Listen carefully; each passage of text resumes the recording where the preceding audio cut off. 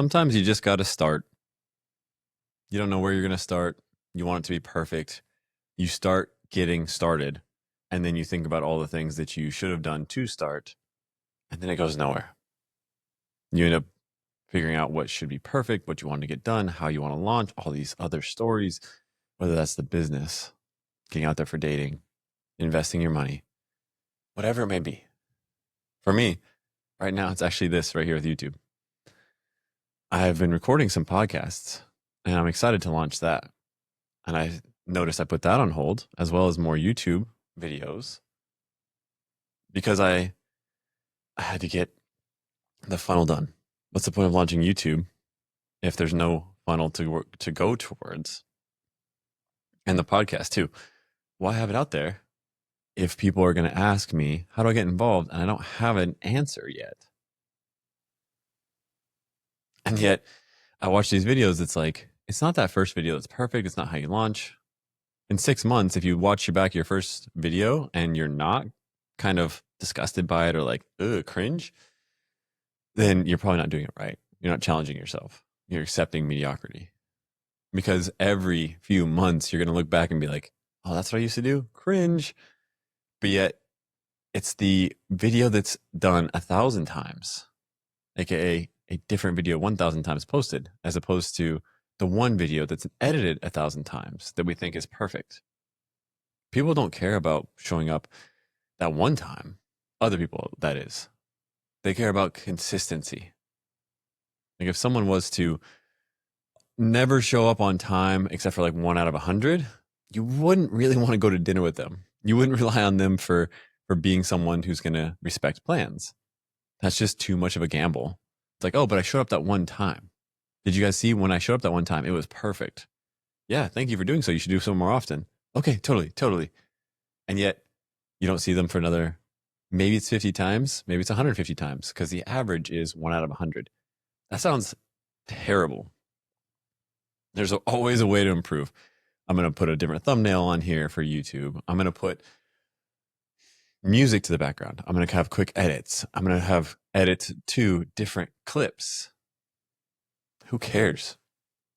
If there's valuable information here, people will resonate. They'll learn more about you when there's 100 videos and they can go back and say, oh, I'm curious as to how he started. And they can come watch this if they want to. So that was a long ramble to start off and say, that's been my journey for everything. I know what the loops feel like around perfectionism and what we call high standards, which is really just another avoidant term. Of course, we want to make things look good when we launch and be proud of it. What about being proud of showing up? And that's what I do with individuals.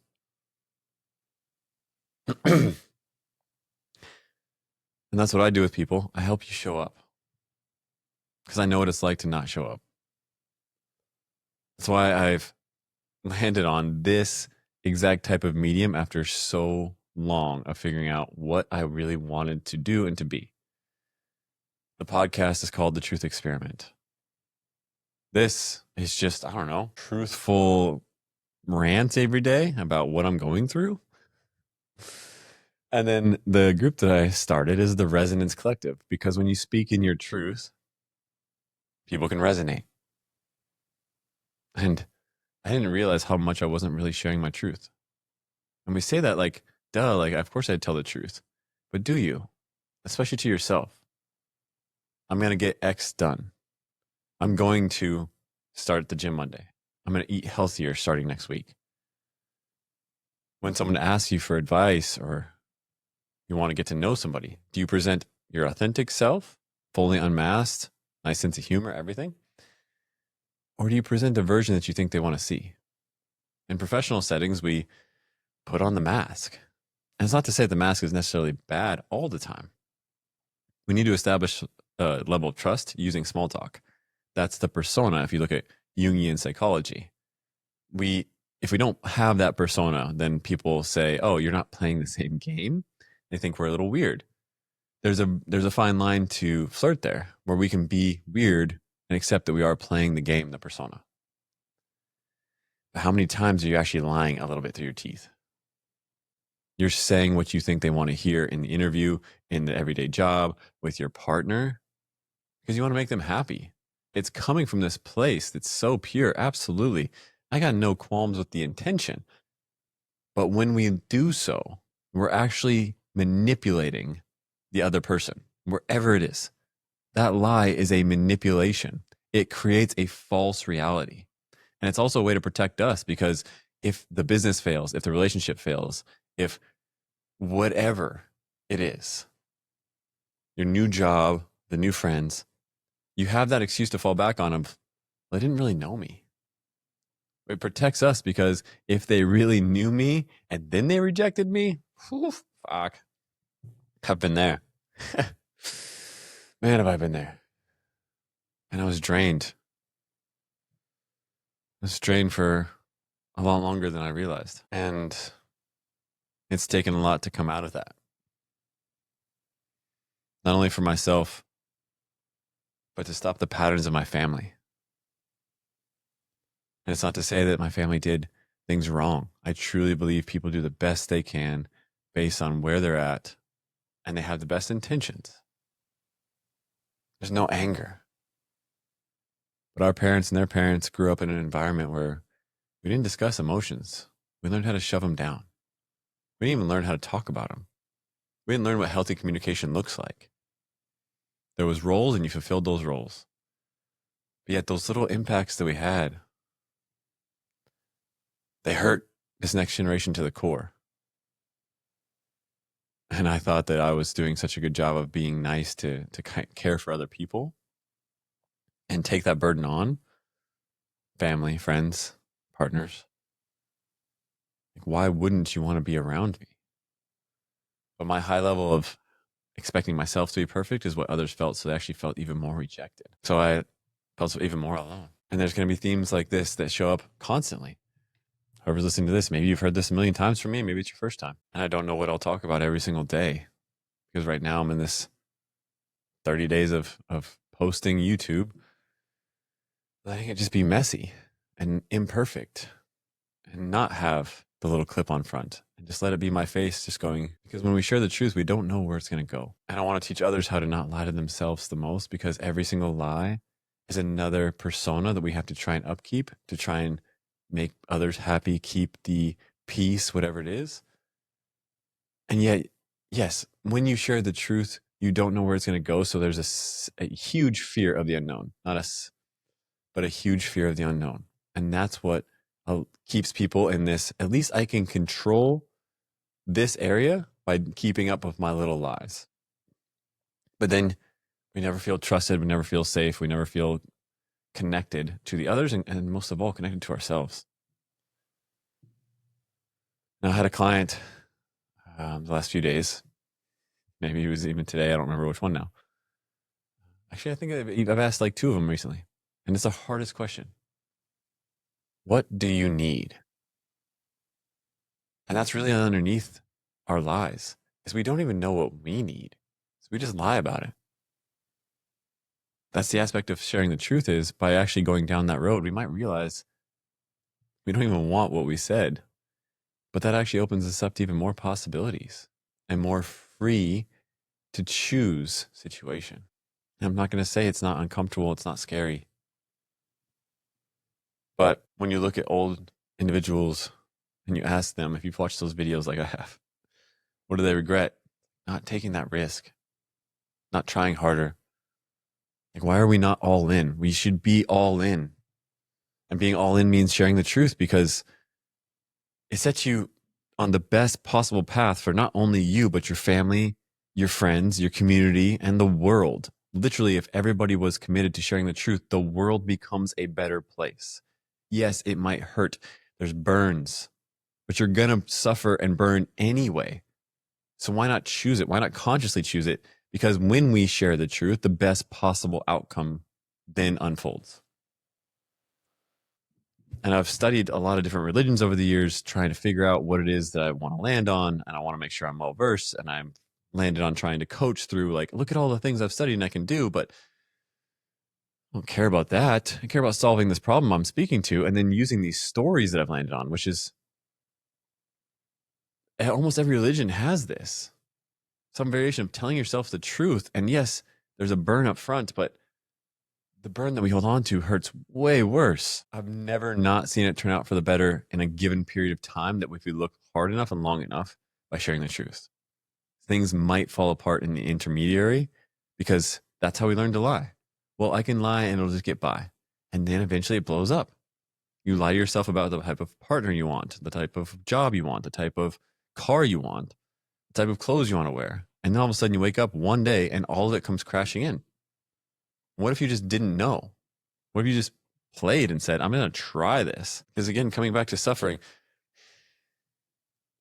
we're going to suffer. There's going to be times in our life in which we are sick, and the only thing that matters is actually being healthy. And I want people around me who have been able to love me through the hard times, and that means the truth of who I really am and have been. The truth that I have not been perfect. The truth that I have cheated, that I have lied, that I have stolen. That I've committed what I knew to be wrong and still did it anyway. And when I share those things out loud, it takes away the power and I get to be loved. Like the amount of healing that comes from that. And that actually, that stops the disease. And I'm going to talk about this until I turn blue, or at least hopefully more tan, because I feel pretty white right now. It's Austin, Texas. It's May. Why am I not tanner? But anyway, when you express the truth by facing that which scares you, which the truth does do, the only way we know it's true is if it's something. The only way we know it's true if it's something that kind of scares us. When we voluntarily face that, new DNA turns on and we get new neurons, new neural pathways, and we become a whole new person. That is what fights the disease. That gets rid of autoimmune diseases, tension in the body, brain fog, Alzheimer's, I don't even know what else to name. There's no limit to it. We've never seen a limit to it. The only person who came even close to that is the story of Jesus, whether you want to believe in that or some other variation of it. But how can we land on something that's not actually divine about the archetypes that are inside of us? But the best way to learn about yourself is to learn about history, because in our short lifespan, there's way too much to learn. And when we actually go through and study these, we see how much of these things are true. And it explores the breadth, and we become better, deeper individuals, more connected because we're more connected with ourselves. That each one of you is an adventurer, a magician, an explorer, a sage, a hero, a joker. All of those are personas that are inside of each of us, and it learns about ourselves. And that each one of us, when we try and express those at different times, there's going to be a shadowy element that we're trying to hide through those. And when we realize, like, again, that every human experiences these. Every human experiences such deep pain. Doesn't mean you're broken, doesn't mean you're lost. That you're not the only one. Because what I've seen through working with hundreds of clients and just myself around the world is that we think that we're the only one and that nobody else should have to hear or carry this burden. Yeah, there's evil out there. And again, the more we can see that, because that's another truth. When we look at that truth, that both sides exist, that actually is what gives us meaning. From the atheistic standpoint, it's like, well, life has no meaning. If we look at it in a billion years, nobody's going to remember what you do and what your neighbor does and whatever. So why bother? And then you hear somebody in pain, and it doesn't matter if there's a billion years and like, it doesn't, like, everything's going to be gone. In that moment, you care about the screaming of that person in pain. I don't care who you are, unless you are just completely disconnected and had a frontal lobotomy and your emotions are shut off. You care about that, and there's meaning behind that. And nobody can argue against that. So if you can't argue against the fact that there's suffering and that there is pain, and we can agree upon that, and we don't know necessarily why, but when we're in it, well, I can definitely say when I'm in pain, there's all of a sudden meaning to my life, and I don't want my life to be over. To me, like, if that's on one side, how can the opposite side also not be true? And that the evil that happens, yes, while dark, and that people have experienced these pain and trauma and this this deep pain and this trauma that we could be redeemed from it. That there is a path for all of us to improve, to be better, to be. You gotta believe that because we're all human, and even though if we made mistakes, we were on a different path, we didn't even know there was a better path. We knew something was wrong, and we gotta face that. Again, that's the truth. When we face that head on, when there's new information, that's how we grow and you elevate everybody around you. Sometimes people just didn't know.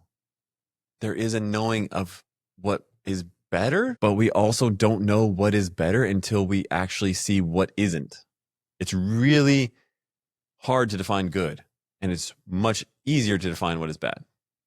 So sometimes we don't know that we're doing that wrong thing until that conscience is yelling at us in that moment. And we're like, oh, yeah, there it is. And then can we face that? Can we hear the truth? That's what makes character. And I want depth of character. And I realized I didn't have it.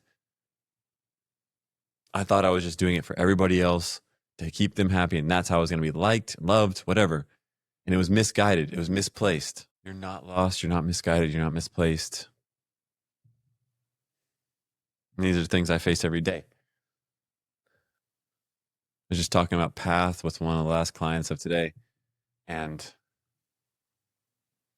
said at least once a week, I question what the hell I'm doing. We don't know really what's right until we keep trying and just showing up. So that's, hey, like that's a beautiful way to maybe wrap this up for today, is that you don't know until you start the path. And you start the path by looking at the things that you know you're avoiding.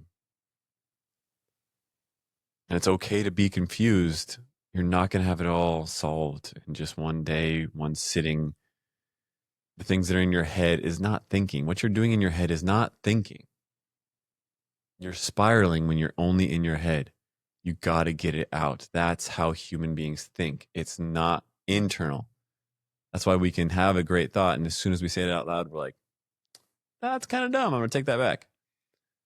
We need to dialogue. We need to be in community. We need to have these connections, and those connections, when you share, this is how it makes me feel as your truth, not telling the other person you did this wrong. No, when you did that, it has nothing to do with you. But on my side, I felt like sad. And that's it. Like I just felt really sad. You're building your half of the bridge. You're boom, boom, boom, boom, boom. The bridge of connection. And when you share from that perspective, you give them the opportunity to then build their half. But when you're trying to yell at them and say, you did this wrong, you're trying to tell them to build their half when you haven't even touched yours.